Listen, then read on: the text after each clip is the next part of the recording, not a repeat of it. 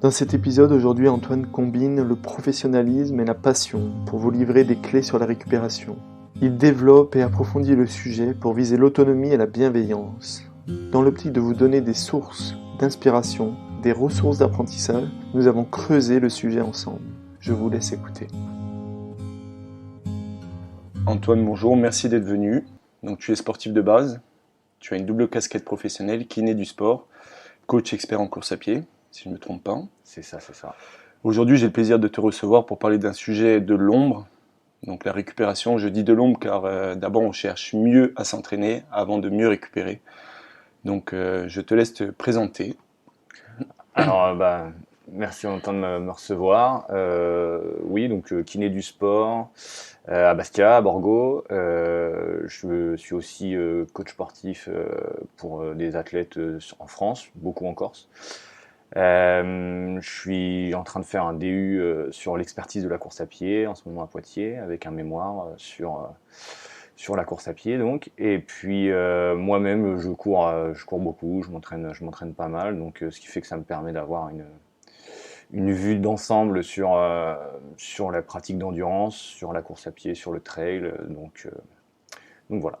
Et important à souligner, je crois que tu as intégré le coaching du coureur récemment. Alors, C'est une grosse ça structure. fait 1 an et demi que je coach, un peu parce que je prenais les athlètes qui venaient me voir blessés, je les réadaptais, et après on me demandait souvent de continuer sur du coaching. Donc au début c'était vraiment du plaisir, et en fait par bouche à oreille ça a marché. Et puis avec l'expertise que j'ai pu créer avec mes formations et le diplôme universitaire, le coaching du coureur est venu m'appeler, et donc on a décidé de fonctionner ensemble, et c'est une super opportunité pour moi, pour mes athlètes. Ça amène ça amène un gros cadre, et puis moi dans le développement de la haute performance, parce que c'est vraiment ça qui me botte.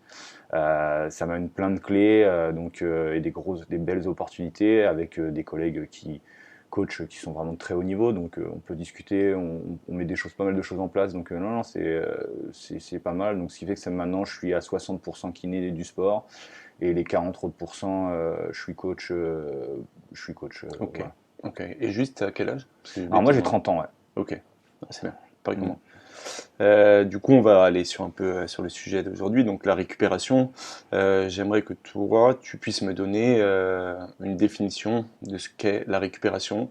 On va parler essentiellement des sports d'endurance, notamment la course à pied.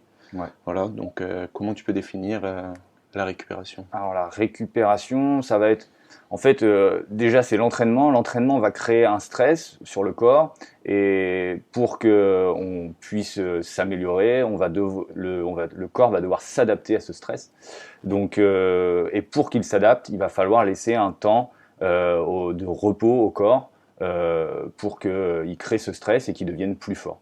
Donc c'est cette période entre l'entraînement et le futur entraînement. Qu'est-ce qu'on va mettre en place pour que le corps puisse s'adapter de façon optimale à ce stress qu'on vient de générer? Parce qu'il ne faut pas oublier que pour qu'on devienne plus fort, le corps a besoin de s'adapter, donc il a besoin d'un stress, donc il a besoin d'une contrainte. Et pour ça, il faut créer la contrainte, il faut aller s'entraîner, il faut faire du sport, et c'est ce qu'on met déjà en place sur la rééducation en kiné.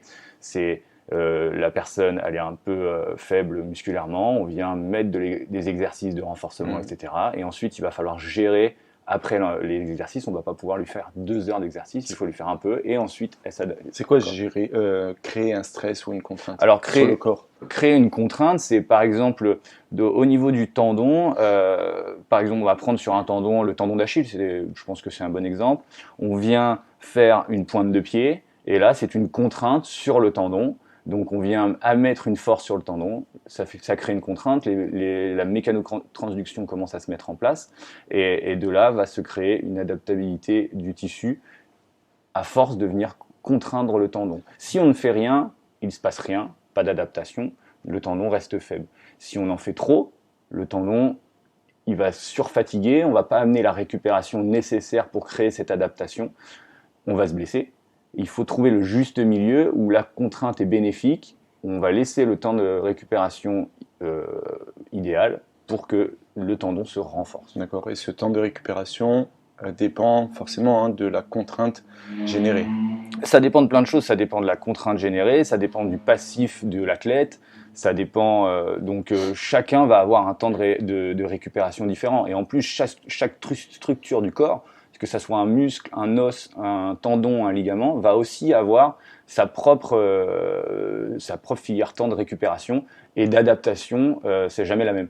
Donc c'est là où le travail est super intéressant en tant que kiné et en tant que coach, c'est que selon la structure, selon la personne, etc., on ne va pas du tout mettre les mêmes protocoles en place de récupération et d'adaptation.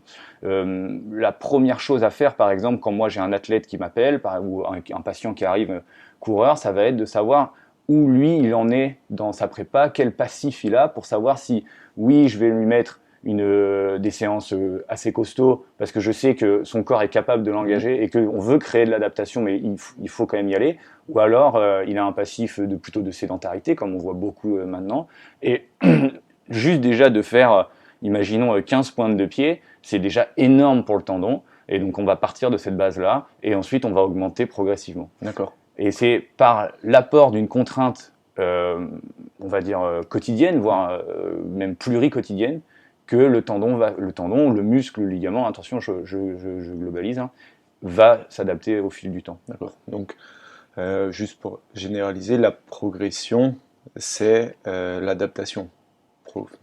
Exactement, c'est ça. La progression, c'est l'adaptation. En gros, tout demande une progression, tout demande de la progressivité. Nous, ça va être, on appelle ça en kiné, ça a été développé par la clinique du coureur, c'est la quantification du stress mécanique. Donc en gros, c'est exactement ce que je suis en train de dire, c'est que on amène un stress, une contrainte au corps, et ensuite le corps va s'y adapter, et ainsi de suite. On va réamener une contrainte un petit peu plus grosse, et le corps va encore s'adapter, et ainsi de suite. Et en fait, c'est de là où on est capable de partir sur un patient qui était capable de courir que 3 fois 1 minute, à 1 an après, un patient qui est capable de courir 3 heures. Exemple concret. Voilà, exactement. Mais souvent, l'erreur qu'on va voir beaucoup, c'est soit les gens qui vont s'entraîner énormément et pas laisser le temps au corps de s'adapter, et donc ce qui fait qu'ils vont vers la blessure, parce que finalement, ils laissent jamais le temps au corps de comprendre ce qui est en train de se passer, de laisser l'adaptabilité se faire, et donc ils vont se blesser, ou alors ceux qui ne font pas assez. Donc ils font juste un tout petit peu, puis ils attendent un peu, puis un tout petit peu, puis finalement il se passe strictement rien, on est sous la zone où on crée de l'adaptation. Ça c'est important que tu dises, on y reviendra après parce que sur le timing de la récupération, comment placer sa récup. Avant j'aimerais, si tu peux donner différents types de récup. Voilà, moi je suis un sportif lambda, on me dit la récup c'est bien mais je ne sais pas comment récupérer. Est-ce qu'il y a différents moyens de récupération? Alors, différents moyens de récupération. On a mis en place, là ça a été mis par Yann Lemeur et puis Anna Aubry. Ils ont fait une super vulgarisation de la science là-dessus. Ils sont à l'INSEP. Ouais. Et ils ont fait c'est Yann Lemeur qui a fait une appli sur le portable. Alors je donnerai si besoin les coordonnées. Et donc c'est des petites infographies super intéressantes. Et en fait, il y a 4 piliers dans la récupération. On veut toujours essayer de trouver des choses. Non, il y a 4 piliers. La récupération, ça va être déjà le repos. Donc, on a fait un exercice, on se repose. Repos, c'est quoi? Alors, repos, c'est quoi? Déjà, je finis les 4 piliers, puis après, on reviendra là-dessus. Donc, les 4 piliers, ça va être ça. Ça va être d'abord la récupération passive, le repos. Ensuite, on va mettre en place le sommeil, qui est primordial et que maintenant, on a mis complètement de côté. Mais finalement, c'est vraiment quelque chose on est en train de revenir dessus et de montrer que c'est quelque chose de primordial chez les athlètes, mais dans la vie quotidienne, chez les patients lambda, disons-nous, le sommeil est primordial. Ensuite, on va avoir l'hydratation et l'alimentation. Ça va être nos 4 piliers à mettre en place pour récupérer optimalement, pour pouvoir repartir à l'entraînement derrière et recréer un stress. Pour revenir sur ta première question, qu'est-ce que c'est le repos, de rien faire? Voilà, ça va être déjà de rien faire, en tout cas de limiter la contrainte sur ce qu'on a travaillé. Par exemple, je viens de faire 2 heures d'entraînement dehors, je viens de faire 2 heures de trail, et je rentre et j'ai besoin de me reposer, et je me repose jusqu'au lendemain pour que le corps s'adapte. On va avoir des signaux. Est-ce que déjà quand je finis ma sortie, je suis fatigué, j'ai des douleurs? Est-ce que dans l'après-midi, je suis vraiment KO, je suis obligé de faire une sieste? Est-ce que le lendemain, quand je me réveille, je suis courbaturé de partout ou j'ai des douleurs un peu de ci, de là?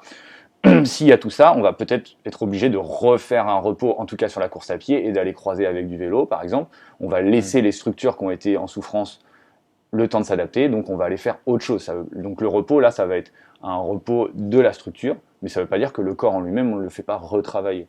Okay. C'est juste qu'on vient croiser l'entraînement, on vient croiser la rééducation à ce moment-là. Mais dès que ça va mieux, là, on a plus de courbatures, ou des petites courbatures, mais pas de gêne fonctionnelle, on se sent bien, hop, on retourne à l'entraînement et on va retourner faire une séance. Si c'était 2 heures en trail, ça peut être une séance d'intensité sur le plat ou en montée, ou etc. Et ainsi de suite, on crée notre entraînement comme ça. Là, le repos, il est vraiment, la récupération, elle est adaptée de tout à chacun. C'est complètement individuel. On peut pas donner un plan et dire voilà, le repos, il est comme ça pour tout le monde. Enfin, la première phase, non, elle s'adapte. Entre un de mes athlètes qui va essayer de peut-être gagner les prochaines courses et puis quelqu'un qui commence la course à pied depuis 2 mois, forcément, déjà les séances c'est pas les mêmes et les récupérations c'est pas les mêmes. On va plus ou moins croiser, on va adapter tout ça. Il y en a un qui va peut-être faire du bi-quotidien, ça va rentrer dans la récupération. Première séance le matin, on va donner une plage horaire de 6 heures parce qu'on se dit que voilà, sur 6 heures, il va avoir déjà refait les stocks et tout, et il va repartir l'après-midi pour retravailler et recréer de l'adaptation. C'est important ça, que tu dises en fait, cette notion de 6 heures et surtout de refaire les stocks. Donc ça rentre, l'alimentation rentre en compte dans refaire les stocks. Et après, voilà, il y a quelque chose sur lequel j'aimerais revenir. Tu as dit savoir en fait comment on est après une séance, si on est fatigué. Donc un peu cette notion de RPE, hein, c'est la ressenti post-effort. Si on est fatigué, si on a des courbatures le lendemain, etc. Et ça vient un peu sur le deuxième point que j'aimerais aborder, sur le timing et surtout sur l'écoute de son corps. Des fois, on a un plan d'entraînement, donc pas tout le monde a la possibilité d'avoir un coach, d'avoir quelqu'un qui nous suit au quotidien. Des fois, on nous met un plan d'entraînement d'1 mois, comme on trouve dans les magazines, on le suit. On se dit, bon, une séance VMA, le lendemain, on a ça, et on essaie de tout faire. On va souvent à la blessure, ou pas, si le corps l'accepte. Mais il y a cette notion d'écoute qu'on néglige un petit peu, je trouve. Et comment, voilà, en tant que sportif, on peut se dire vraiment s'écouter, quoi. Est-ce que les courbatures sont un signe? Comment on peut dissocier la fatigue et le surentraînement? En fait, on est un petit peu mélangé. Le lendemain d'une séance, on se dit bon, j'ai un footing de récup à faire après ma séance de VMA, mais est-ce que je sais pas si je dois le faire? J'ai des courbatures, mais bon, ça va passer. En fait, j'ai l'impression qu'on ne sait pas trop où gérer le dosage. Alors, là, il y a plusieurs choses. Déjà, on va s'éloigner un peu des 4 piliers de la récupération. On va reprendre.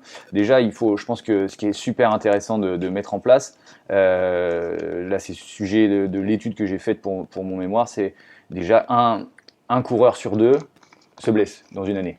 Donc déjà, il y a 50% de coureurs qui se blessent. Donc, il n'y a pas un sport autre qui blesse autant. Donc, alors après, bon, il y a énormément de pratiquants, etc. Mais sur la course à pied, un coureur sur 2 se blesse. Et encore, ça peut monter encore plus haut, selon l'expertise de l'athlète, etc. Donc, on peut monter jusqu'à quasiment 65% d'athlètes qui se blessent sur une année. C'est chaud quand même. Ouais. Après, c'est pareil. Qu'est-ce que c'est la blessure ? T'en avais parlé un peu sur le précédent podcast. Il y a eu quand même un consensus international. Bon, la blessure, c'est quand on dit qu'on est blessé, c'est qu'on est incapable de faire 3 jours consécutifs son entraînement. J'avais entendu. Ouais. Donc voilà, ou alors sur une semaine, on n'est pas capable d'aller s'entraîner 3 fois. Donc c'est finalement la blessure, elle est. Quand on entend beaucoup de gens, on est blessé. Bon, déjà, il faut voir, il n'y a pas tant de gens qui s'arrêtent 3 jours consécutifs. Donc souvent les gens, ils continuent, même s'ils ont mal, à s'entraîner dessus. Et là, on en revient à ta question, c'est à quel moment on peut se dire là, ça serait peut-être bien de se stopper. Ou alors là je peux continuer parce que je suis dans des phases d'adaptabilité. C'est super compliqué parce que c'est là où c'est vrai que la connaissance du corps, j'ai envie de dire de toute façon c'est en se blessant que là on apprend. Et ça c'est un peu triste, mais bon c'est vrai qu'on apprend en faisant des erreurs. Et puis pour savoir où est sa limite, finalement pour savoir où est ta limite, tu es obligé d'aller flirter un peu avec, de voir ah bah là je me suis blessé, ok maintenant je sais que c'est là, etc. Sinon, après, ça peut être, c'est là où nous, on rentre en place avec les coachs et tout, c'est d'essayer de faire le maximum pour que on ne dépasse pas cette limite, qu'on vienne flirter, et on a plein de signaux qui vont nous dire oui, bah là, on est en train de la dépasser, là, il y a de la fatigue, là, on n'est plus du tout sur de l'adaptabilité, mais on commence à être sur du surmenage non fonctionnel. Alors ça, on reviendra, si tu veux, dessus, sur le surmenage fonctionnel, non fonctionnel et le surentraînement. Et là, le risque de blessure augmente. Ok. Alors, je reprends moi un peu ta question, là, parce Après, que je suis en train de me... Non, c'est parfait, tu as répondu à ma question. Et par contre, ça m'amène à une autre question, c'est que souvent on nous dit prends une semaine de repos ou alors décharge. Et, en fait, quand tu es autonome, tu sais pas trop comment gérer la décharge. Est-ce qu'une décharge c'est du repos? Ok. Est-ce que le repos... Alors, est-ce que la décharge, c'est du repos? C'est dans la phase de la... Donc déjà, il faut savoir si... C'est pareil, est-ce que tu es blessé ou tu n'es pas blessé? Donc, tu n'es pas blessé. Quand on te dit tu sens de la fatigue, tu viens de te faire un bloc d'une semaine, tu as énormément couru, tu as fait du dénivelé, etc. Il faut absolument que tu mettes en place 2 à 3 à 4 jours d'assimilation où tu ne cours pas. L'idéal, c'est de rien faire pour permettre de l'adaptabilité. Tu t'es énormément fatigué, donc il faut que tu récupères. Et là, tu vas créer des choses et là, ça va devenir bénéfique. De repartir trop tôt là-dessus, c'est compliqué. Après, je sais que c'est compliqué pour les sportifs. Là, je viens de faire un bloc. J'ai 2 jours d'assimilation à rien faire. Ouais, tu tournes un peu en rond. On se connaît tous, quoi. mais c'est super important parce qu'en fait, sinon, ton bloc, il sert à rien. Tu viens juste recréer de la fatigue et tu augmentes ton risque de blessure. Et finalement, toute l'adaptabilité que tu aurais pu faire, la surcompensation de l'entraînement, tu viens la foutre en l'air pour rentrer sur quelque chose d'un surmenage, etc. C'est important. Donc c'est pour ça, tu vois, la base pour moi de l'entraînement et ce qui a été prouvé et tout, et tu vois là, j'ai ramené quelques papiers là-dessus, c'est vraiment de planifier ses récupérations en avance. C'est là où la planification de l'entraînement, c'est un grand mot. Les gens ils prennent des plannings sur Internet, etc. Moi, la première chose que je fais avec mes athlètes, et puis c'est ce que font les coachs au coaching du coureur et tout, c'est OK, on met les bases de l'entraînement, mais on met les bases de la récupération. On sait que s'il y a un bloc, il y a de la récupération. Et s'il y a une course, il y a de la récupération derrière. Donc ça, c'est quelque chose qu'il faut planifier en avance. Il faut planifier ses courses, mais il faut planifier ses phases de récupération pour refaire les batteries, pour créer donc des adaptabilités, pour se remettre bien psychologiquement, etc. Donc voilà, c'était... Ouais, vas-y, reviens parce que... Non, c'est parfait. Tu t'égares pas, hein, tu réponds à mes questions, c'est top. Il y avait aussi, voilà, c'était sur le placement, moi je l'avais mentionné, hein, sur à quel moment dans un cycle on met une récupération.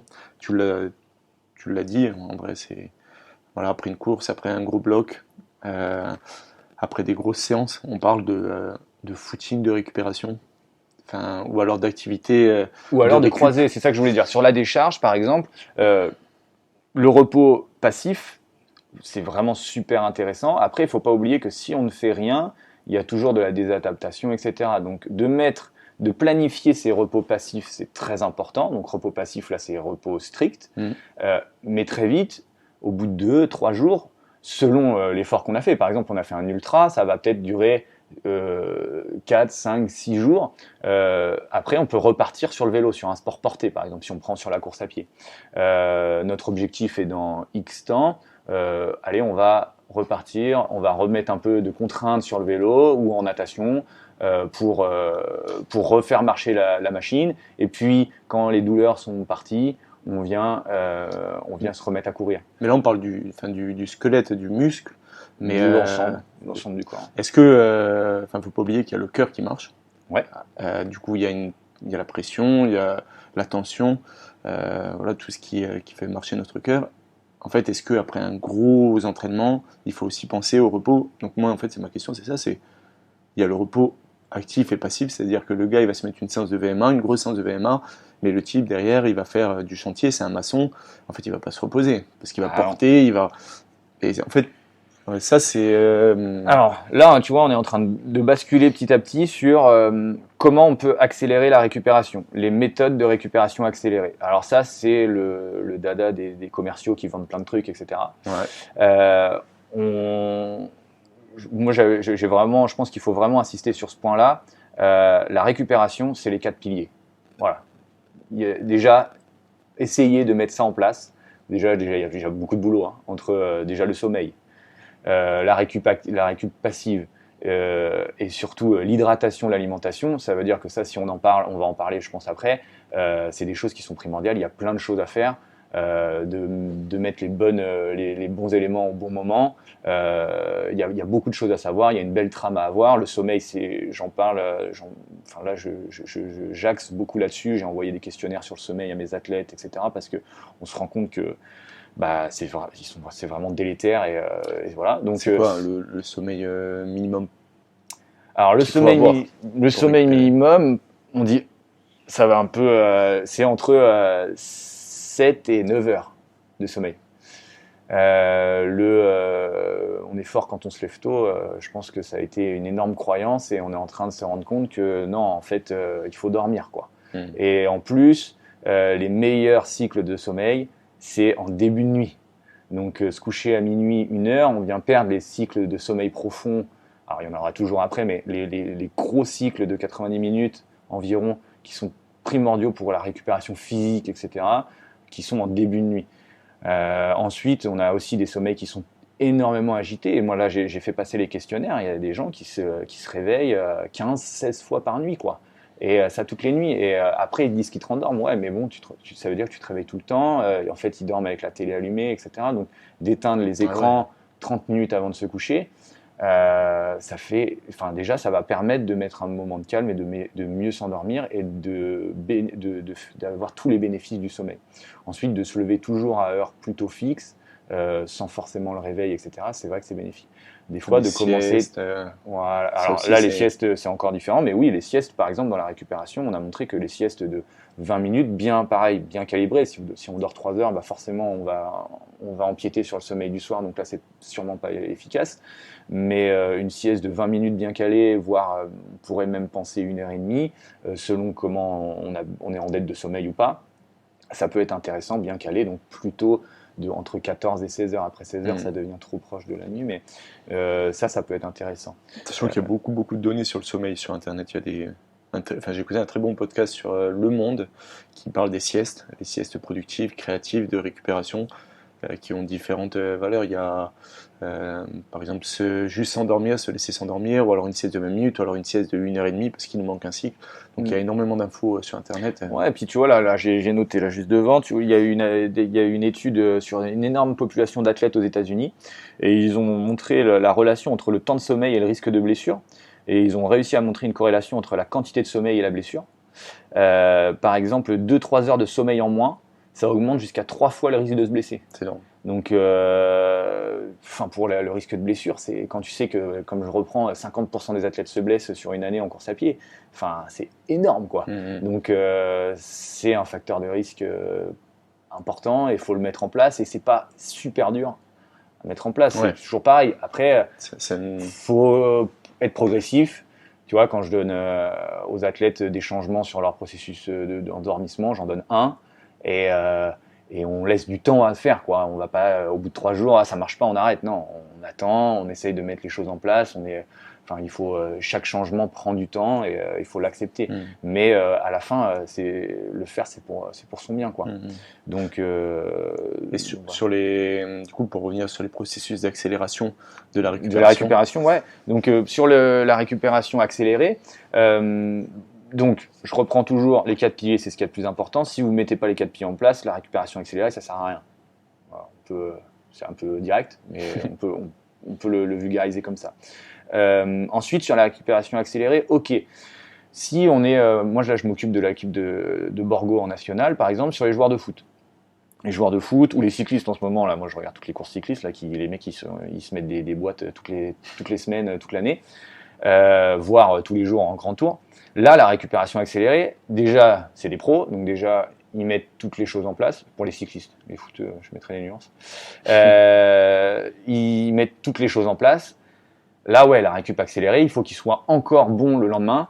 Ça va être super intéressant à mettre en place. C'est des leviers, on appelle ça des petits gains de performance. C'est des leviers après avoir tout fait que là, on va pouvoir aller tirer. Des trucs en plus, quoi. Voilà, voilà, exactement. Donc, en plus, par exemple, des 4 piliers. Voilà, quand tes 4 piliers, on a des petits. Voilà, quand tes 4 piliers ont été mis, Là, tu peux aller tirer des petits trucs et c'est totalement individuel aussi, pareil. Mais c'est pas, je te coupe, désolé, mais c'est pas des fausses idées. C'est vraiment, on peut le faire. Voilà, s'il y a la possibilité, on peut le faire. Alors, si on peut, alors oui, mais il y a des choses qui sont pas du tout prouvées, quoi. Donc là, je vais te revenir parce que j'ai quand même fait une belle, j'ai essayé de reprendre un peu ce qui se disait. Enfin, ce qui se dit, pardon. Donc là, il y a des choses qui vont être intéressantes, des choses moins intéressantes. De faire plusieurs choses en même temps peut annuler les effets finalement. Donc ça peut être contre-productif d'en faire trop. Ah ouais. Ouais. Et puis il y a des croyances aussi, selon comment c'est fait, etc. Ça peut aussi être néfaste et ne pas forcément aider. Est-ce que tu peux en citer ou pas? Alors, on va essayer de citer déjà. Est-ce que parce que tiens, c'était ta question là-dessus. Est-ce qu'entre une récup passive ou une récup active, qu'est-ce qui est le mieux? C'est mieux de rien faire ou de repartir pour re-s'entraîner? Moi, j'aurais dit ça dépend de la séance. Ok, ça dépend de la séance. Elle a dit quelle séance? Si on a par exemple une récup à une séance à haute intensité, je dirais que le lendemain, une récup à basse intensité, un petit footing, ça peut être utile, mieux que du repos passif. Alors, là-dessus, je dirais oui, mais tu vas pas forcément récupérer de ta séance, tu vas pas mieux récupérer de ta séance de VMA, tu vois, ou de PMA, enfin ta séance de vitesse ou d'accélération en côte. Tu vas juste recréer un stress qui va être bénéfique pour finalement créer de l'adaptabilité, etc. Mais finalement, est-ce que d'avoir mis une récup le lendemain totale pour repartir le surlendemain, je pense que alors là, il n'y a pas trop de. Enfin, moi, j'ai pas vu d'études là-dessus. Je tends à penser que tu serais même mieux à faire une récup passive le lendemain pour repartir. Mais par exemple, quand tu veux aller chercher du volume, etc., c'est sûr que tu vas pas faire une PMA et le lendemain, tu vas refaire une VMA. Tu vas pas faire 2 travails de vitesse. Pour vraiment créer de l'adaptabilité et créer de la contrainte, et puis le but de pouvoir encaisser, t'es mieux à faire une séance PMA, VMA, t'attends le lendemain, et le lendemain, tu fais une sortie à basse intensité. Donc finalement, ça va rentrer dans ta récup active. Est-ce que là, la récup passive ou active est mieux? Je pense que dans le but de t'entraîner et d'être de plus en plus performant, ça te permet d'ajouter de la contrainte. Si tu es fatigué, je pense que tu es beaucoup mieux à te reposer. Tu vois. C'est toujours aussi. Mieux. Ouais, tu es beaucoup mieux à te dire je ne fais rien le lendemain et je récupère. Si on est dans un but, par exemple, je coach Louis Vanucci. Louis, par exemple, on va aller chercher plutôt un entraînement le lendemain parce que le but, c'est quand même qu'il devienne de plus en plus costaud, qu'il aille performer, etc. Donc mes athlètes de haut niveau, mais si je sens qu'ils sont fatigués, on va plutôt couper, mettre une récup. Ensuite, une récup active, par exemple, je fais ma compète, la Gravonne qui arrive, tiens. On fait la Gravonne et tiens, je vais aller faire une récup active juste après.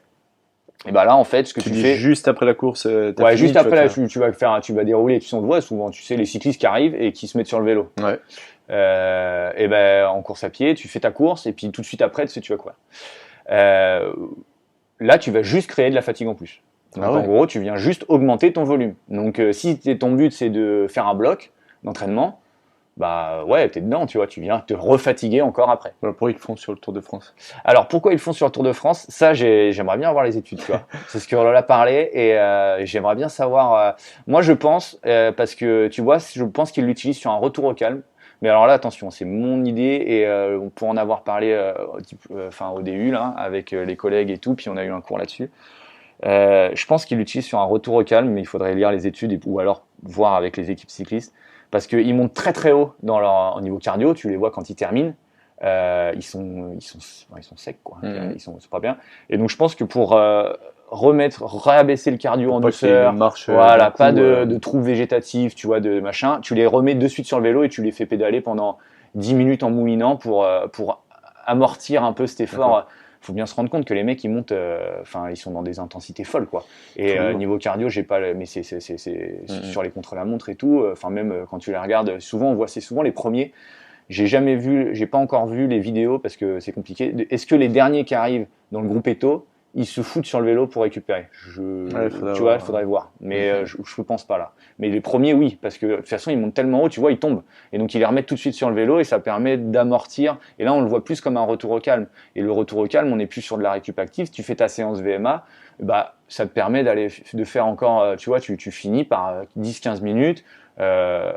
C'est plutôt intéressant, tu amortis ça, tu fais encore un peu de volume, donc tu te refatigues quand même un petit peu, mais voilà, ça te permet tu vois, de remettre un peu ta foulée en place, là ça peut devenir intéressant. Après, attention, il faut toujours pas oublier dans tout ce que je raconte que chacun a des... C'est individuel. Voilà, c'est totalement individuel. Peut-être qu'une personne va te dire mais moi j'en ai vraiment besoin. Et quand ils font les études sur les récup actives, les récup accélérées, pardon, ils regardent toujours 3 choses. C'est est-ce que la perf derrière elle est meilleure, donc est-ce que si je mets de la récup active après mon entraînement, je vais améliorer ma performance, donc là c'est non. Est-ce que je vais améliorer pour les déchets musculaires, la récupération des déchets musculaires, etc. Donc au niveau tissulaire, voilà, les lésions tissulaires. Est-ce que je vais améliorer ça en regardant, en regardant quoi j'avais vu, soit sur le taux de lactate, soit sur les CK kinases, je crois. Bon, bref, c'est pas très important. Ils regardent ça et ils voient que pas énormément. Ça va pas changer grand-chose sur de la récup active. Mais et après, le dernier, à chaque fois quand ils regardent, c'est le ressenti de l'athlète. Est-ce que l'athlète sent mieux là-dessus après avoir fait ça? Donc à chaque fois, c'est ces 3-là. Et quand on va parler sur les étirements, ils font aussi ces 3 choses-là. Quand tu vas regarder sur les massages, c'est pareil. Sur la compression, c'est pareil. Sur les bains froids, la cryo, tout ça, à chaque fois ils prennent ces 3 marqueurs-là: performance, les lésions tissulaires et puis le ressenti du patient. Moi j'avais entendu que les bains froids permettaient de faire redescendre le système nerveux parasympathique, par exemple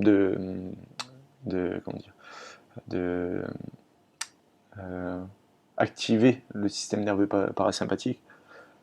Les bains froids, les oméga 3, les siestes, et du coup ça n'aurait pas un effet placebo mais un réel effet sur la récupération, que ça active en fait la récup en plus.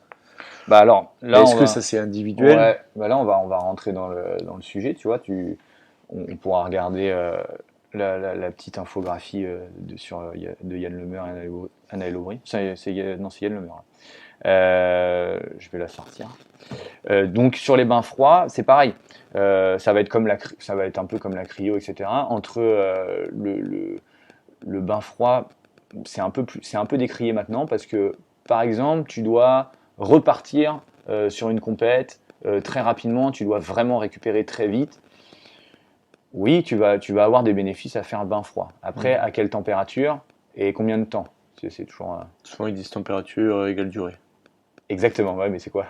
10 degrés, 10 minutes. Exactement, c'est 10-15. C'est 10-15 minutes pour 10-15 degrés. Mais si l'eau elle est à 4? Si l'eau elle est à 4, ça va devenir beaucoup trop contraignant pour le corps.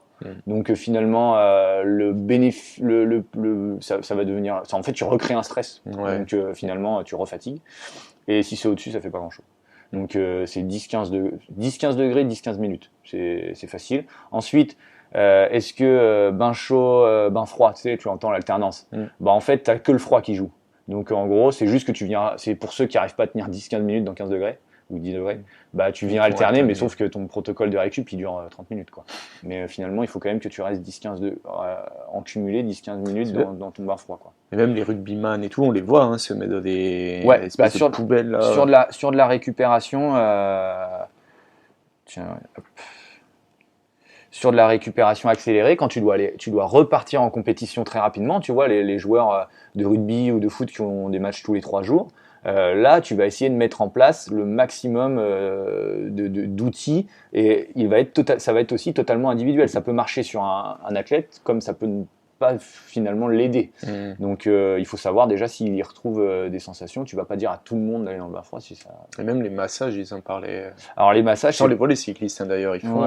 Alors attends, je vais finir sur les bains froids. Bains froids par rapport à la cryo.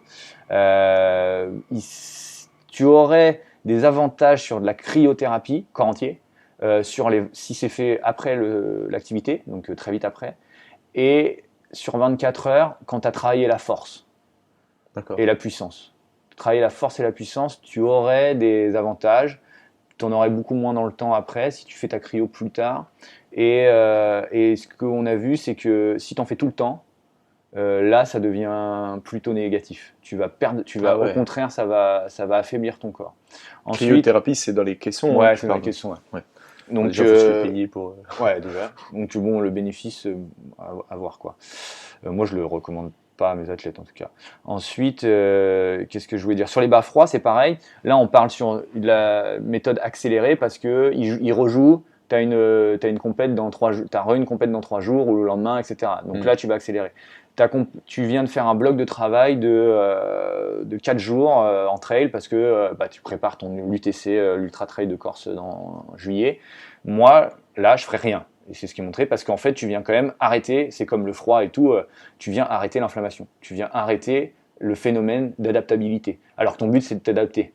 Donc si tu fais ça, c'est pour créer de l'adaptation, pour que tu deviennes plus fort, pour que tes tendons machin. Donc te fous pas dans le froid parce que sinon tu viens arrêter quoi. Et ça c'est ce qu'on essaye vraiment tu pourras écouter tous les autres podcasts sur la récupération ou lire les études et tout, et on en revient beaucoup à dire que non, si ton but c'est de t'adapter, tu fais du repos, tu récupères simplement, tu mets en place tes 4 piliers et tu laisses ton corps faire quoi.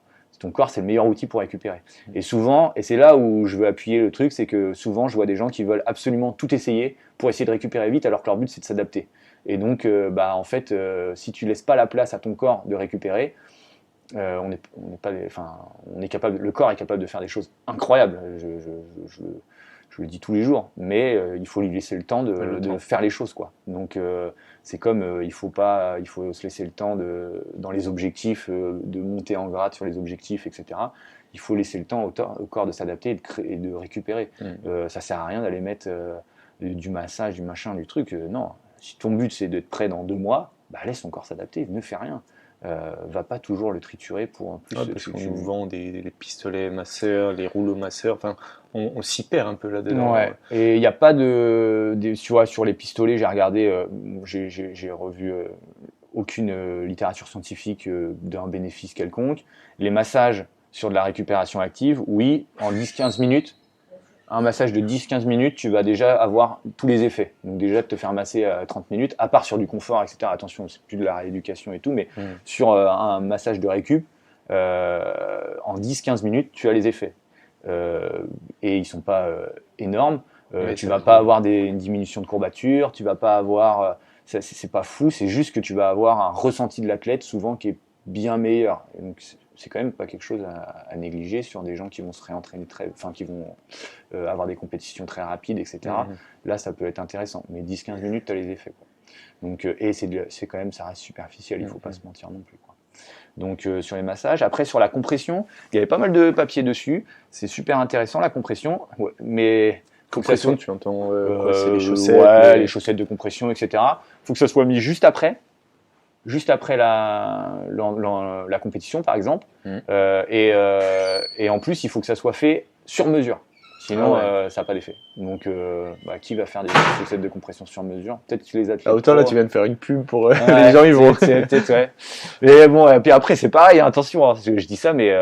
entre les 4 piliers et de la compression, c'est les 4 piliers, hein, donc, et des années-lumière. Hein, donc, tu aurais un bénéfice un peu plus marqué, mais voilà, c'est pas, tu restes pas. Je pense que sur les plus gros bénéfices que tu pourrais avoir, ça resterait le bain froid en post, déjà si tu le supportes, etc., juste après ta compétition, pour avoir une... Mais c'est pareil, si tu dois pas t'adapter et tout, si tu veux juste récupérer pour repartir très vite. Là, on fait une course ensemble, par exemple, et je viens te voir à la fin d'une course et je dis Antoine, j'ai la rivière ou un footing de récup. Qu'est-ce que tu dis Mais c'est pareil. Ou alors une grosse collation pour refaire les stacks. Alors déjà, la grosse collation directe. Okay. Avec glucides, protéines, mais ça, je pense qu'on en parlera. Et ensuite... si tu prends un plaisir fou à aller dans la rivière, dans la rivière, mais je préfère finalement que tu ailles dans la rivière, ça aura moins d'effet finalement néfaste que si tu retournes courir alors que tu vas restresser un corps qui a besoin juste de récupérer. Mais si on est en bloc d'entraînement, sauf si tu as envie de te faire un kiff, aller dans la rivière, là, je suis complètement, je suis chaud à fond. Mais sinon, non, on fait rien, tu vois. Rentre, mange, repose-toi, bois, et puis, voilà, et puis c'est bien, quoi. Mais voilà, moi, j'adore aller dans les rivières. Après, mais là, c'est pour le plaisir d'être dans les rivières et tout, tu vois. Mais d'un point de vue, il faut être quand même, tu le fais pas pour récupérer, quoi. Tu le fais parce que c'est pour d'autres choses, mais qui sont très bien. Mais pour récupérer, je te dirais non, on fait rien. Ton corps va s'adapter, mets en place les 4 piliers et ça sera, tu vas voir, c'est formidable, quoi. Du coup, tu disais t'as commencé à engager sur le fait que comment on refait les stocks derrière une séance Alors, pour mieux récupérer. Il y a, par exemple, alors là, sur le Tour de France, on les voit se prendre une canette d'orangina, de coca, bon, en fonction. Mais direct, ils arrivent, ils ont passé la ligne d'arrivée, on l'entend la canette, paf, c'est pas du glucide à mort. Mais, est-ce que c'est plaisir Est-ce que c'est... Non, c'est après moi, le coca ou quoi, je sais pas si c'est la meilleure chose à prendre, mais en tout cas, je suis pas le plus grand spécialiste, je suis pas du tout un spécialiste dans le domaine.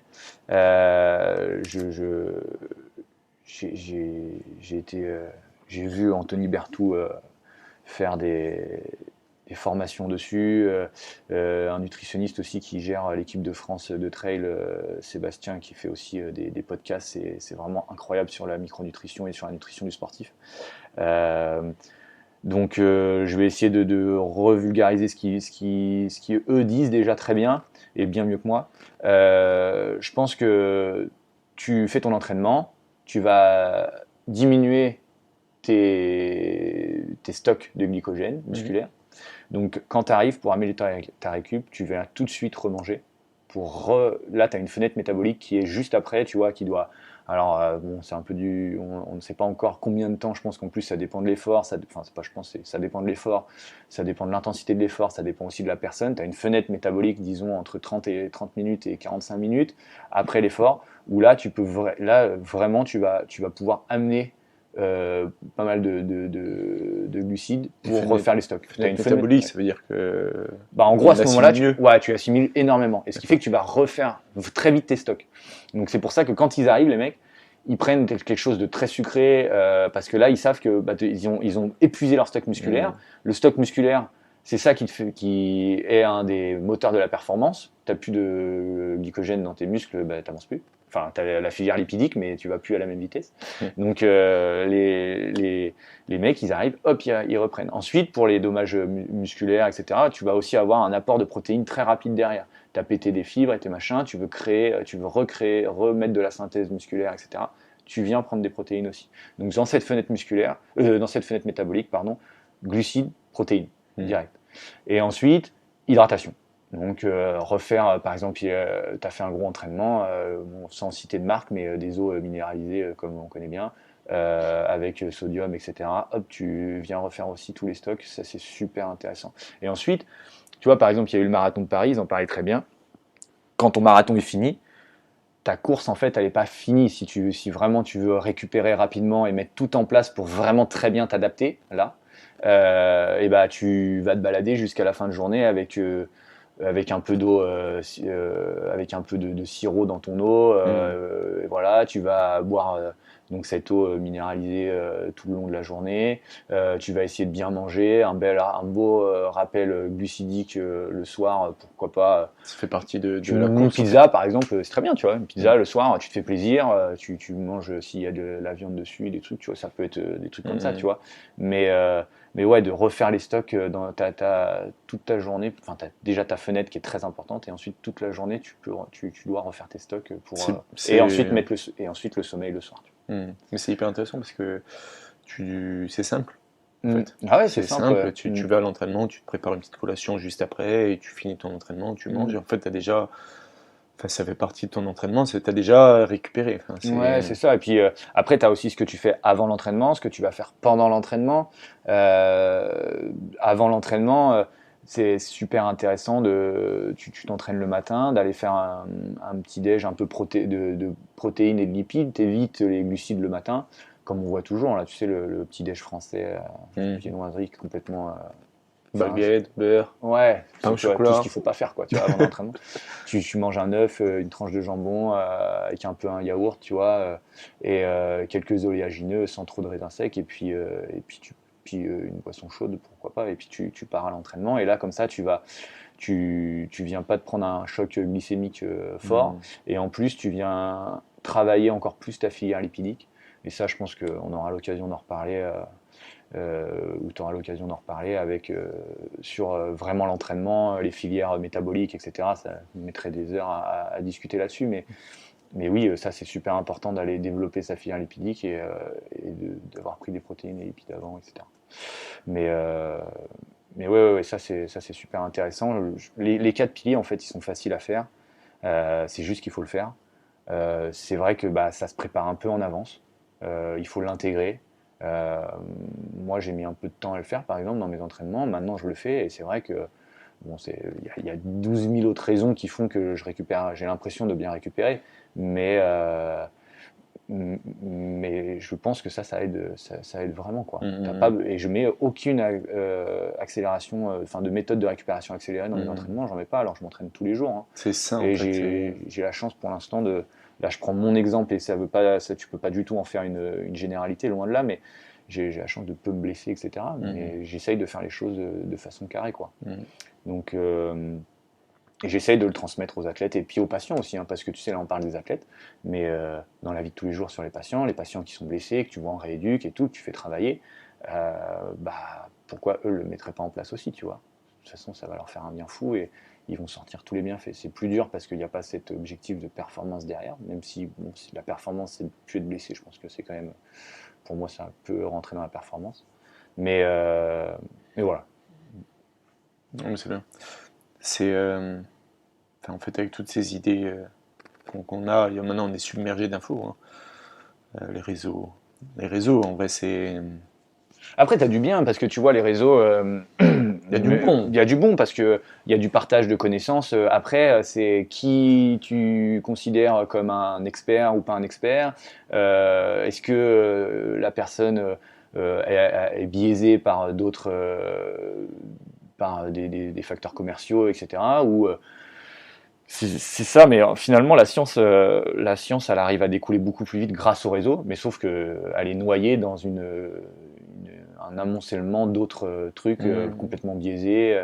Et ça, c'est pour tout. Maintenant, de dire tu vas acheter, je sais pas moi, de la compression ou tu vas acheter un pistolet de massage et tout, ils vont te le vendre en disant c'est prouvé par la science, tu vois. Mais juste parce que maintenant, ça fait vendre de dire que c'est prouvé par la science. En vrai. J'attends de voir les études. Quoi. Qu'est-ce que tu leur dis, toi, tes athlètes, quand tu les récupères au tout début? La première chose. Quand je les récupère au tout début, par rapport à la récupération j'essaie de faire un lien parce que les réseaux sociaux, par exemple, on va regarder une vidéo de Mathieu Blanchard, c'est l'exemple le plus marquant en ce moment, et on va se dire, ouais, mais attends, Mathieu Blanchard, il a bu, tout ça, enfin, je vais vite, mais genre, il a eu des grosses soirées, il fait pas trop de sport, et là, d'un coup, il s'est mis au trail, il gagne du TMB. Moi aussi, c'est possible. Enfin, comment tu peux me coacher pour que j'y arrive? Alors, fait très général, très général. Mais après, il y a Mathieu Blanchard, un collègue, parce qu'il est aussi au coaching du coureur. Donc, ce que je peux te dire, c'est que il sort pas de nulle part déjà. C'est parce qu'il a pris une médiatisation d'un coup grâce à aussi Koh Lanta qui a beaucoup aidé, etc. Mais c'était déjà un athlète hors norme avant. Il a vécu, je vais pas refaire sa vie, mais il a vécu quand même en Guadeloupe. C'est un enfant qui quand il était jeune, toujours à l'extérieur, etc. Donc c'est pareil, il a quand même un vécu qui fait que il a fait quand même plein de choses quand il était gamin, et c'est primordial. Tu voulais parler un peu d'hérédité et tout, que quand tu as été jeune, tu as fait énormément de sport, mais pas forcément de la course à pied. Juste, tu as développé tes capacités aérobies, ta capacité motrice, tes capacités, etc.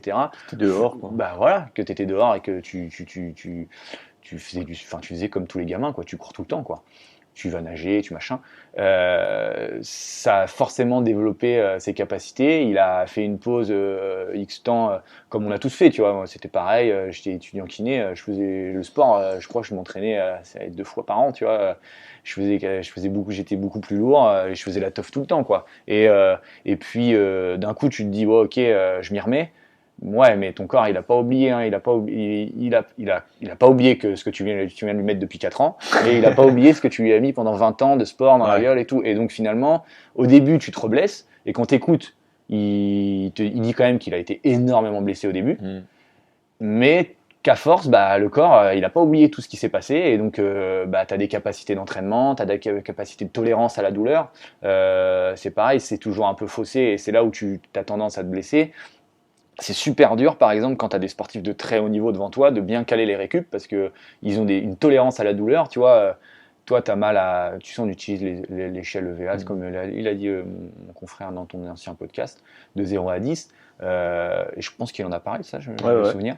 Un athlète de haut niveau va avoir tendance à, sur une même douleur, va être 3 ou 4 fois moins grand qu'un athlète de plus haut niveau. C'est dur, ça. Là, ça devient dur de quantifier, et c'est pour ça que entre toi et moi, on va faire peut-être le même effort, et toi tu vas me dire, attends, moi j'ai eu 2 sur 10, facile la séance. Parce que bon, il y a un vécu et tout. Moi j'ai dit, attends, tu fous quoi, 7 sur 10, j'en peux plus, j'ai mal. Et peut-être que toi tu vas plus forcer, autant tu vas te blesser, parce que tu accèdes beaucoup plus à la douleur. C'est dur, et puis en plus tu as des douleurs où finalement ça peut être pas trop mal géré, parce que de toute façon, on n'oublie pas que si tu as des douleurs, c'est que on peut toujours dire que c'est que ton corps est pas assez fort. En tout cas, cette zone-là, il n'a pas encore créé assez d'adaptation. C'est toujours pour ça. C'est que donc il faut que tu crées l'adaptation. Et des fois, de juste continuer à t'entraîner avec tu vas créer à force, tu vas créer de l'adaptation et ton corps va s'adapter. Tu vois. C'est très difficile de savoir si ce moment-là, c'est à continuer de t'entraîner comme un fou et que tu vas t'adapter, ou alors tu vas péter dans tous les sens, tu vas faire des fractures de fatigue et tu vas t'arrêter pendant 2 ans. Là, l'œil extérieur d'un professionnel de santé, c'est quand même important, tu vois. Donc, et en plus, selon les sports, c'est aussi pas pareil. En course à pied, par exemple, je change un peu de sujet, mais en course à pied, en trail, tu vas avoir de la contrainte. Donc finalement, tu vas toujours devoir t'arrêter avant que ton corps lâche réellement, tu vois. Tu sais, j'ai commencé à en parler au début, tu as plusieurs zones dans l'entraînement, dans le surentraînement. Tu as d'abord un surmenage fonctionnel, donc une phase aiguë de surmenage, que tu as plutôt calé. Donc par exemple, tu as fait un bloc de 4 jours, là tu sais que derrière tu vas être fatigué, mais tu as calé tes récup. Et là, tu es dans un surmenage fonctionnel parce que c'est là où tu vas créer tu vas permettre à ton corps de t'adapter aux 4 jours de charge. Ensuite, si tu décides de non, moi je continue à m'entraîner. Ce qu'on voit souvent chez les athlètes un peu amateurs et tout, moi je veux continuer à m'entraîner. Donc ils se continuent à s'entraîner, ils vont recourir dessus. Et là, très vite, tu passes sur un surmenage non fonctionnel. Donc là, il commence à se passer des choses. Donc là, c'est là où le coach est intéressant. Moi, je fais passer depuis peu, mais des tests de sommeil, des tests de psychologique. Je fais des tests sous maximo pour la fréquence cardiaque, voir comment ça évolue, etc. Et je pense que mes confrères font un peu pareil, en tout cas en coaching, pour voir comment ton corps s'adapte tout le temps à l'effort et si tu n'es pas en train de rentrer dans cette phase-là. Tu vois, il y a plein de signaux. Bref, ça pourrait être développé à un autre moment. Et si tu rentres dans cette phase-là, il est quand même nécessaire de s'arrêter et il va peut-être falloir s'arrêter 2-3 semaines. Et souvent, en course à pied, tu arrives dans cette phase-là et tu as mal. Et donc, à un moment, tu vas voir le kiné ou tu vas voir le médecin ou naturellement, tu diminues ton entraînement, tu vois, parce que tu commences à dérouiller quand même. Donc finalement, la troisième et dernière zone, c'est le surentraînement, où là, c'est pas 3-4 semaines d'arrêt, c'est 1 ou 2 ans ou 3 ans ou définitivement, tu vois, tu y rentres pas. Chez les cyclistes, c'est pas pareil. Parce que les mecs, ils peuvent y aller avant de se faire mal, tu vois. Alors, mais ils peuvent y aller quand même, c'est porté, etc. Et pareil, quand on suit mais du coup, c'est plus délicat. Et là, c'est carrément délicat. Chez les nageuses, là, j'ai beaucoup de discussions avec la natation synchronisée chez les enfants, etc. Tu vois. Ça, c'est pareil, c'est des sports sans contrainte. Donc, tu peux t'entraîner à très haute dose et tu vas louper les premiers signaux de surmenage, etc. Et quand tu vas arriver dans le surentraînement, et là, il est trop tard. Et là, ça va être un peu plus la galère. C'est long. Ouais. Donc c'est pour ça que d'avoir un suivi, d'avoir des retours sur ton entraînement, c'est super intéressant. C'est bien d'avoir un sport où il y a de grosses contraintes parce qu'il te freine avant que... Exactement. Alors après, attention, je ne dis pas qu'il faut que tout le monde passe en course à pied ou en trail, hein, tu vois, mais chaque sport a des points positifs et des points négatifs. Et ça, quand tu fais de la haute performance, c'est vrai, en vélo ou sur les sports portés, il faut faire attention que les 2 premières zones, elles sont très difficiles à avoir, tu vois. Et pour revenir à la récup, j'avais une question, j'ai un peu zappé, mais est-ce qu'il y a des récupérations un peu cachées, un peu ressources, par exemple, je ne sais pas si bon, tu commences à avoir une famille, tu as une femme, et par exemple avoir un cadre familial, des enfants, des fois on est bien juste avec ses enfants, on a une maison, on est posé, le stress, le travail, tous ces facteurs, en fait, est-ce que ça rentre en compte? Bah, ça rentre carrément en compte, tu vois là.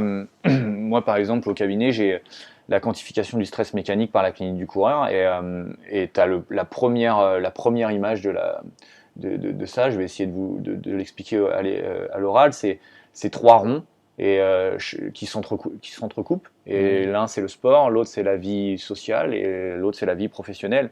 Et en fait, tu peux augmenter le sport, mais si les deux autres te prennent pas trop de place, donc si tout va bien dans les autres, mais si dans l'un ça monte, il faut que tu fasses diminuer le sport. Le sport, c'est le seul qui peut un peu bouger, quoi.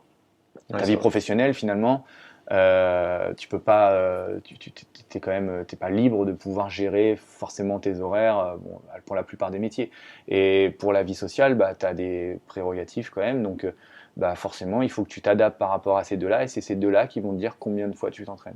Et souvent, ce qu'on voit, c'est les gens, la vie sociale, il y a un problème, ça augmente énormément, et pour se vider la tête, ils vont s'entraîner énormément. Et là, ça pète. Il y a un changement d'entraînement. Là, il ne faut pas oublier que la blessure, c'est trop vite, trop fort, trop loin pour 85%, 80-85% du temps. C'est ça. Et c'est aussi par rapport à ça. C'est mal géré, on n'est pas bien dans la tête, on n'a pas le temps, on veut aller vite, on veut faire les choses, et on fait n'importe quoi. Et voilà, et on augmente le sport et on se blesse. Donc oui, c'est primordial de jouer avec tout ça. Voilà. Ça ne veut pas dire que ouais, je suis pas bien, je m'entraîne pas. Le sport, c'est primordial. Le sport, c'est une santé, c'est la santé.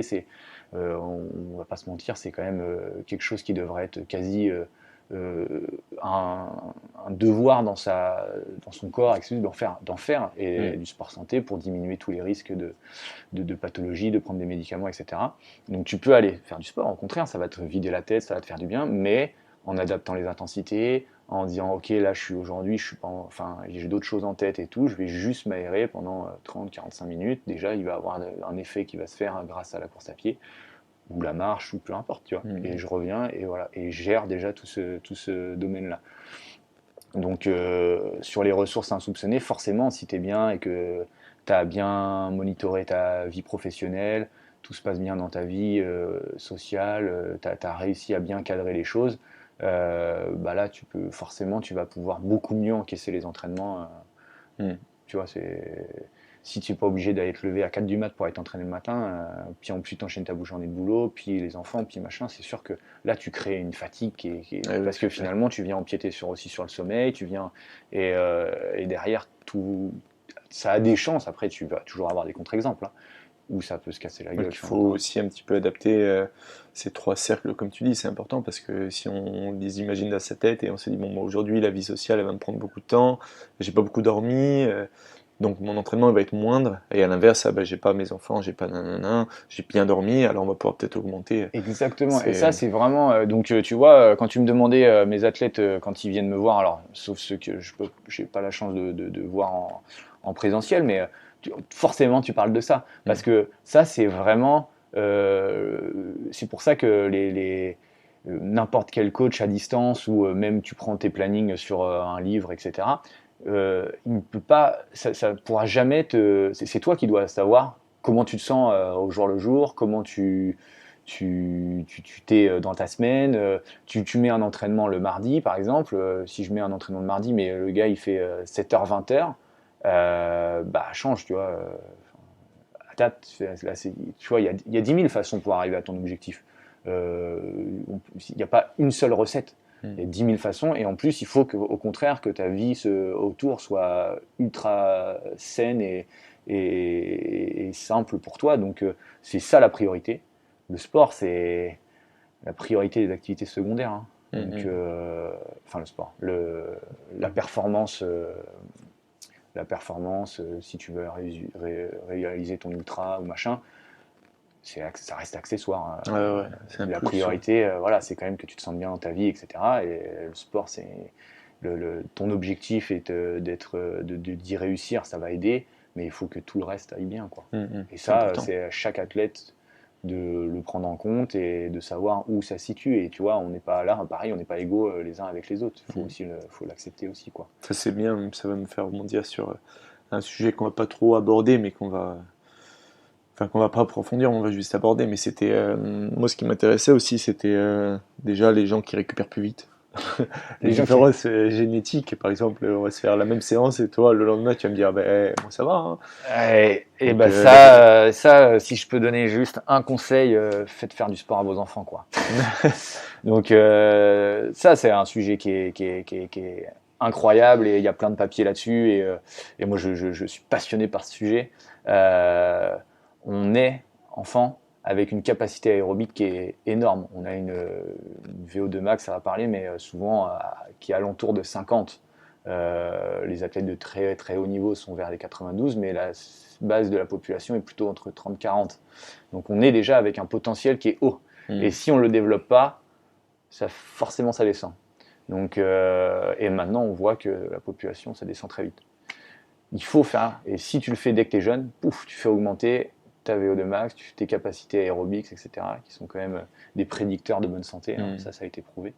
Donc, et ensuite, ton corps a une mémoire. Donc même si tu arrêtes, comme on reprend l'exemple de Mathieu Blanchard, même si tu arrêtes pendant 3-4 ans et que tu fais la teuf, il n'aura pas oublié que pendant 15, 16, 17 ans, tu as fait beaucoup de sport. Et que le sport, c'était rentré dans ton hygiène de vie d'enfant et d'adolescent, tu vois. Que tu avais tes 3 entraînements par semaine et que quoi qu'il arrive, ça avait été régulier et que finalement, il a interprété que 3 entraînements de sport par semaine, peu importe le sport, c'était une nécessité comme aller à l'école, quoi. Donc ça, et après, derrière, quand tu reprends le sport et que là, tu te donnes des objectifs, même sur un sport inconnu, tu vas pouvoir très vite, pas dès le début, mais très vite, tu vas pouvoir intégrer des séances que quelqu'un qui n'avait pas, qui n'avait jamais fait ça, n'est pas capable de gérer alors qu'il a commencé avant toi. Tu vois. Donc, et est-ce que plus on vieillit, moins on récupère ? Alors, plus on vieillit, moins on récupère. Oui, plus on vieillit, moins on récupère. Mais entre plus on vieillit et, par exemple, tu as fait du sport toute ta vie, tes capacités de récupération seront toujours beaucoup plus hautes que la moyenne et tu seras encore capable de très bien récupérer. Il va peut-être falloir que tu adaptes tes entraînements, mais tu pourras peut-être... le corps est capable de faire plein de choses. Je n'ai pas vu au marathon de Paris, il n'y a pas un gars qui a couru à 92 ans, un truc comme ça. 93 ans. 93 ans. Donc tu peux très bien enchaîner des entraînements même tous les jours si c'est bien adapté à toi et que forcément tu vas plus à la même vitesse, forcément il y a des choses qui changent, mais ton métabolisme change aussi. Donc plus va passer sur des filières lipidiques, tu vas créer plus de fibres de type 1, donc plutôt endurantes, etc. Mais ta récupération, si tu as toujours fait du sport, elle sera quand même très bonne. Si tu n'as jamais fait de sport, c'est sûr qu'au début, ta récupération, elle va pas être ouf. Mais ça ne veut pas dire, non, ne le faites pas. Parce que finalement, tu te mets à faire du sport, même à 70 ans, progressif, etc. Tu vas améliorer tes capacités de récupération. Donc, tu seras quand même meilleur que si tu ne faisais toujours rien, tu vois. Donc, mettez-vous au sport. Deuxième fois. Ok, super. Et un sujet, je pense qu'on abordera, et tu as peut-être quelques notions là-dessus, mais sur la différence entre hommes et femmes, sur la récupération, parce qu'on voit que maintenant les femmes commencent un peu à sortir de leur nid et performent quasiment au même niveau que les hommes, même au niveau régional. Il y a une femme ici qui a fait un classement au scratch, je crois, sur une course sur le continent, Emmanuelle Mourakine. Ouais. Et donc voilà, ça montre un petit peu qu'on est égaux finalement. Ah oui, dans les sports d'endurance. Après là, c'est Guillaume Millet qui a écrit un super bouquin et qu'en parle et qui a suivi et qui a fait de nombreuses études dessus sur les différences hommes-femmes dans les sports d'endurance. Alors, ce qui tend à dire, c'est que oui, la femme aurait des capacités de récupération meilleures. Mais attention, je mets des guillemets, il faudrait vraiment... je vous laisse plutôt aller revoir ce qu'il a écrit parce que ça reste le pont dans ce domaine, mais des capacités dans le temps, elle récupérerait mieux des efforts, il y aurait moins de casse musculaire suite à des efforts excentriques. donc sur de la descente, etc. Et ensuite, elles auraient un pacing de course, donc une stratégie de course beaucoup moins débile que l'homme. Agressive. Donc finalement, elles géreraient beaucoup mieux leur effort. Ensuite, il y a toute une question de filière aussi. Elles puiseraient beaucoup moins, alors par le fait qu'elles partent moins vite peut-être, mais de base, elles ont quand même une filière lipidique. Donc en gros, ça serait très long, mais dans la course, on a deux filières, la filière de glycogène et la filière des lipides. Et la filière du glycogène, elle nous permet de courir très vite, mais elle s'épuise très rapidement. On a très peu de stock. Alors que la filière des lipides, là, il faut qu'on soit à une allure assez basse et le stock, il est énorme en fait. Et on ne sait plus du tout l'utiliser, presque. Et on ne sait plus l'utiliser parce qu'on mange trop de glucides tout le temps, etc. Donc on ne sait plus utiliser ce stock, d'où les entraînements à jeun, etc. qui permettent d'aller retravailler entre autres ce métabolisme. Et les femmes ont un meilleur métabolisme, elles sont capables de switcher plus rapidement de l'un à l'autre. Je suis pareil, j'ai vu ça. Donc, ce qui fait que, vu qu'elles arrivent à aller chercher plus vite dans les lipides, donc pareil, dans les stocks et tout, elles s'épuisent moins. Donc, sur du très long, elles ont tendance à mieux gérer. Après, la conclusion, mais bon, c'est toujours en science, c'est jusqu'à preuve du contraire. Jusqu'à preuve du contraire que les femmes battent les hommes, même sur du très très long. C'est ce qui a été dit. Ça n'a pas été prouvé. Pas encore. Donc, jusqu'à preuve du contraire, la réponse est non. C'est si, par exemple, à l'UTMB, il y a quand même, tu regardes, donc Kylian et Mathieu, ils passent sous les 20 heures. Courtenay, elle était en 22, il y a quand même encore plus de 2 heures de différence. Quand les meilleurs hommes sont là, ça sera les meilleurs hommes qui gagnent encore. En fait, il y a eu des erreurs, il y a eu une erreur de méthodologie il y a quelques années où sur marathon, ils avaient montré que les femmes en 10 ans, elles allaient dépasser les hommes. Mais bon, en fait, parce que leur amélioration de performance était exponentielle à ce moment-là, c'était dans les années 90, je crois. Mais en fait, ils n'avaient pas pris en compte que les femmes, elles venaient de commencer malheureusement juste le marathon, parce qu'avant, on n'a pas le droit. Il faut quand même le noter. Et donc, forcément, elles partaient de rien. Et donc, c'était très rapide. Et les hommes, ça fait déjà des années et des années qu'ils couraient. Donc, forcément, ça plafonnait un peu. Et donc, ils ont fait une erreur. Et donc, là, on a dit, ça y est, les femmes vont dépasser les hommes. Mais non, en fait, il y a des différences encore qui font qu'elles se rapprochent. Et tu vois, c'est là où le sport, le trail est magnifique. C'est qu'on part tous sur la même ligne et que Courtenay peut faire 5e à la Diag et que Manu fait 3e là sur le continent, que Julie Marie vient faire des chronos stratosphériques sur le continent aussi, et que tu vois des femmes Blanqueville-Hirondelle vient une course encore, ça nous explose quoi. Donc l'an dernier, il y avait eu une course. Regarde Anne-Lise Rousset qui a gagné le GR, a fait un chrono. Qui est capable de faire ça? Donc non, c'est fou. Et là, je laisserai des experts en parler, mais les femmes, allez-y quoi. Courez, faites du trail, sortez. C'est vraiment un sport où vous pourrez vous retrouver. En plus, vous êtes en accord avec aussi les filières métaboliques et tout. Je pense que s'il y a quelque chose, je ne suis pas dans l'organisation de course et tout, mais mettre en valeur le sport et la femme et le trail et tout ça, je pense que c'est vraiment un axe majeur dans le développement, quoi. C'est bien que tu le dises vraiment bien. Et on va aller sur la fin, et je pense qu'en fait on l'a déjà abordé, mais on peut, juste pour synthétiser, si tu pouvais donner, pas en plus des 4 piliers, mais voilà, faut faire une petite synthèse, mais des petites clés de récupération. J'ai fini ma séance, donc on imagine que les gens sont en fin d'écoute et qu'ils ont énormément de contenu, et du coup il faut leur donner la procédure. J'ai fini ma séance, comment je fais pour récupérer rapidement. J'ai fini ma course, comment je fais pour récupérer rapidement. Ouais, oui, c'est bien de le structurer, parce que c'est vrai que je suis parti encore un peu partout, mais si on structure bien les choses, déjà il faut être patient. S'il y a bien quelque chose à dire de tout, c'est votre corps est capable de récupérer seul. Ayez confiance, soyez humble aussi, de ne pas vouloir, souvent on veut aller trop vite, trop fort, trop loin. Faut savoir d'où on part, quel niveau on a.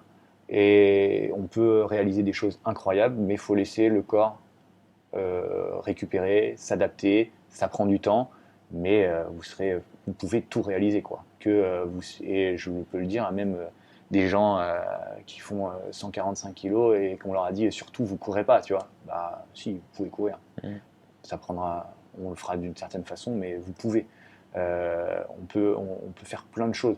Donc, mais soyez patient. Ensuite, les 4 piliers donc, et surtout votre corps, il faut le laisser donc pareil, planifier vos récupérations. Donc on planifie les objectifs, on planifie les blocs d'entraînement, ok, mais ça veut dire qu'on planifie les récupérations et qu'on s'y tient. Si on a dit que là on récupérait, on récupère. Je le dis aussi pour moi, là je suis en train de me convaincre. Mais donc voilà, quand on a dit ça se voyait. Ouais, tu vois.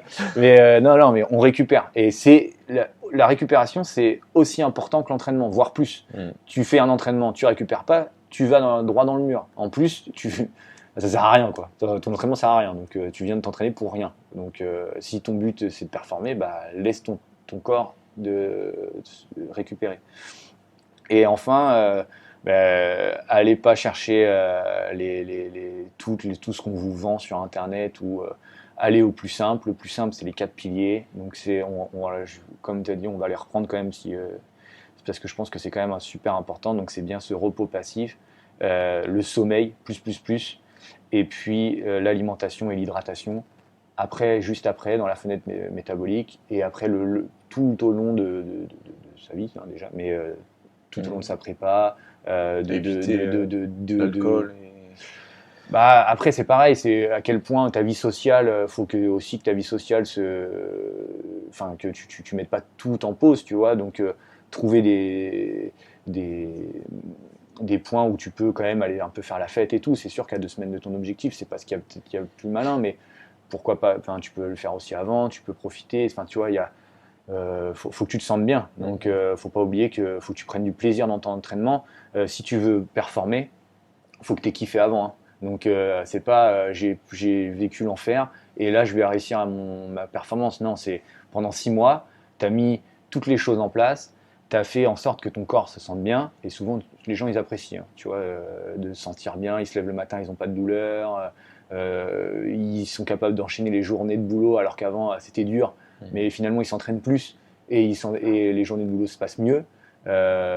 Parce que tu leur as appris à comment gérer l'effort et ça tu t'en parleras peut-être sur tout ce qui est planification d'entraînement, comment on gère l'entraînement, comment ne pas s'entraîner n'importe comment, etc. Ça c'est super important et tout ça fait que si tu kiffes ta prépa, forcément tu vas faire quelque chose de fort à ton objectif.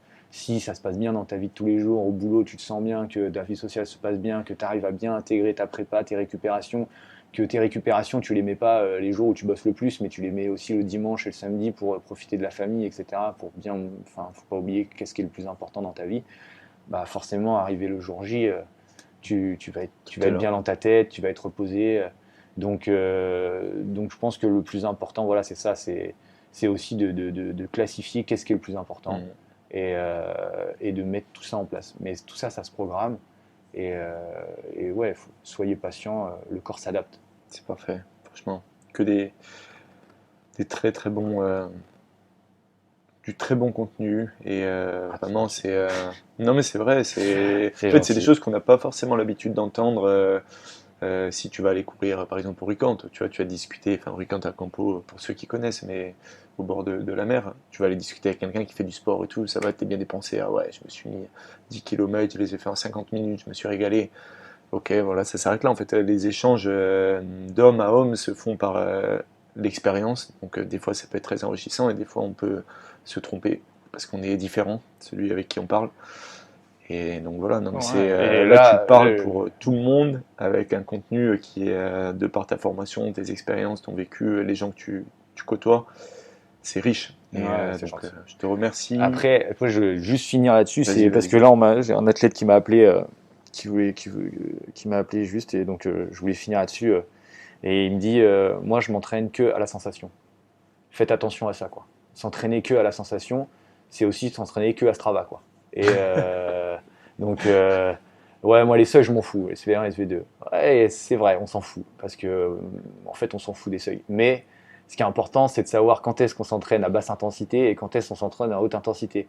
S'entraîner que à la sensation, c'est s'entraîner que en zone tempo, zone 2, et là, vous créez aucune adaptation, vous créez que de la fatigue, et en plus, souvent, vous êtes quand même à peu près capable de repartir le lendemain ou le surlendemain, donc vous vous reposez pas, et vous ne faites strictement rien, à part régresser ou juste rester sur un plateau, il ne se passe rien.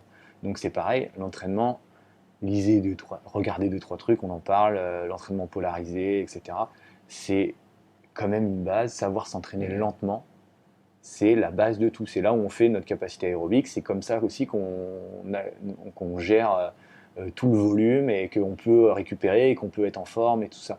Le nombre de gens que je vois qui s'entraînent tous à la même vitesse, et c'est une vitesse beaucoup trop haute. Ils ne savent même pas que courir à 10 km/h, c'est bien aussi, hein, sur le plat. Même à 9 ou à 8, c'est même peut-être plus important que de courir tout le temps à 12 ou à 13, quoi, et de finir l'entraînement et d'être sec. Donc, c'est la dernière chose que je voulais dire. Pareil, ça rentre aussi dans la récupération. N'hésitez pas à courir lentement. Ça fait du bien. C'est parfait. Merci beaucoup d'être venu et de rien. d'avoir livré tout ça. Et bonne continuation pour la suite. Et je veux juste finir pour les professionnels de santé qui nous écoutent. À Ajaccio, il y a la clinique du coureur qui vient au mois de mai. Après, donc il y a tout sur mon Facebook ou mon Instagram, qui vient juste après le Trail Napoléon. Donc il y a 1.0, c'est sur la prévention des blessures. Et ensuite le 1.1, là c'est sur le diagnostic des blessures en course à pied. Il reste des places, donc on sera très heureux de vous accueillir là-dessus. En tout cas, merci. Merci beaucoup. J'espère sincèrement que cet épisode vous a plu. Je tiens sincèrement à remercier Antoine pour sa gentillesse et surtout pour le contenu qu'il nous a donné gratuitement et qui vous a donné gratuitement. Donc n'hésitez pas à partager et commenter si vous le souhaitez.